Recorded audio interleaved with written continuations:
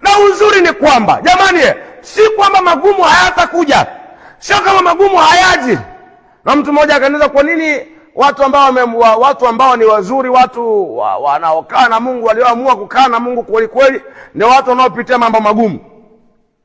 Nikamjibu hivi, hakuna namna nyingine ambavyo Mungu atajitambulisha duniani isipokuwa kupitia wapenzi wake, wale watu ambao anawapenda, wale wapenzi. So unapoona umeingia kwenye jaribu fulani, furahia, wewe ni mmoja kati ya watu wapendwao sana na Mungu.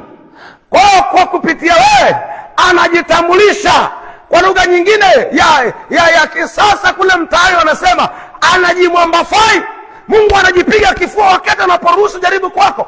Anajipiga kifua kwamba I have a man, niko na mtu duniani. Kwa anaruhusu jaribu kwa sababu anajipiga kifua. So unapoona jaribu limeruhusiwa, usikimbie, usitafute njia ya mkato. Hapana brother, hapana my sister, jaribu limeruhusiwa.